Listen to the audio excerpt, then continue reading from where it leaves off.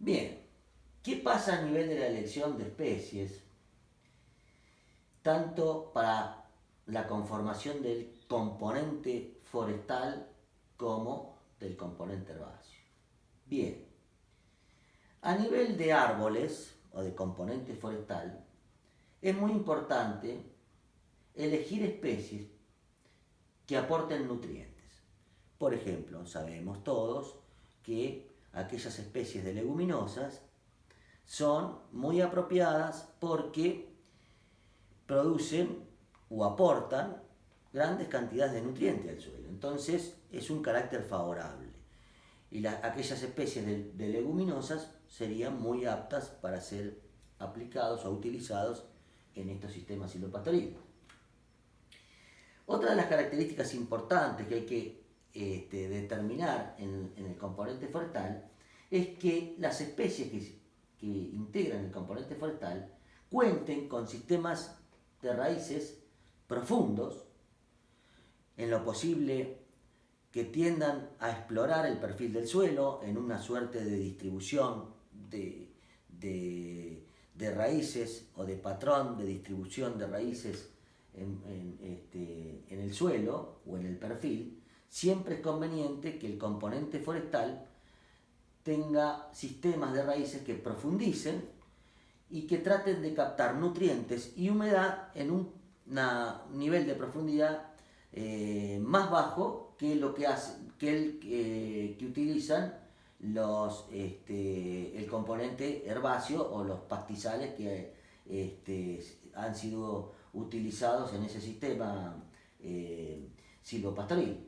Así, de esta manera existen dentro de lo que es el patrón de distribución vertical de raíces dos posiciones de presencia de raíces, una más superficial a través ocupada por los sistemas del componente, los sistemas radicales del componente herbáceo, y uno más profundo ocupado por los sistemas radicales del componente forestal.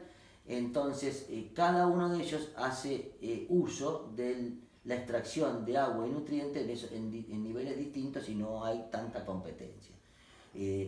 Fíjense la permanente necesidad de utilizar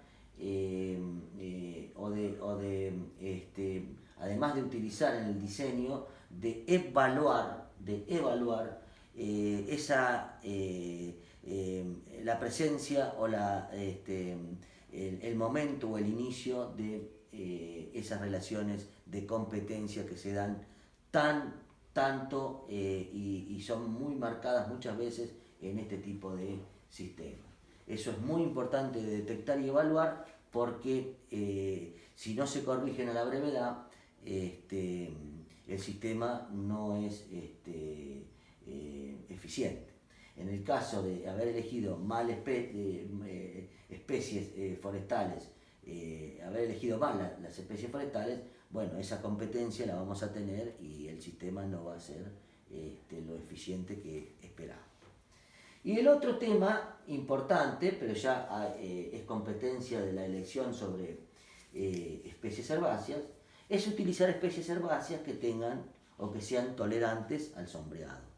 Esto es una condición muy importante a la hora de diseñar o de diagramar este tipo de sistemas, porque si no se utilizan especies herbáceas que sean tolerantes al sombreado, el sistema va a ser ineficiente desde el punto de vista de productividad.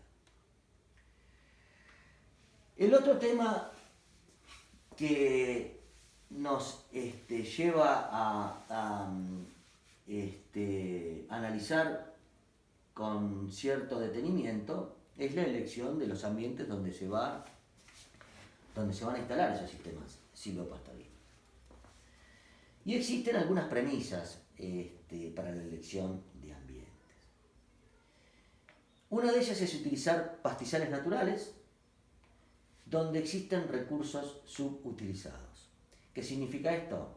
Bueno, por ejemplo, hay sectores de campo natural o pastizales naturales donde se percibe que a lo largo de un periodo del año existe alta humedad en esos suelos, en esos ambientes, y esos ambientes podrían ser utilizados o podrían ser aprovechados para la instalación de sistemas silvopastoriles.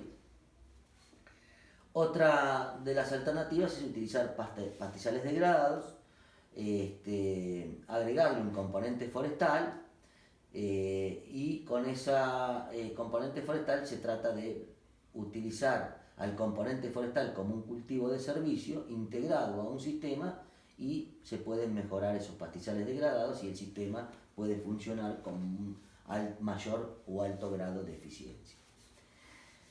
Y otra alternativa que es bastante discutido es utilizar bosques raros que están degradados y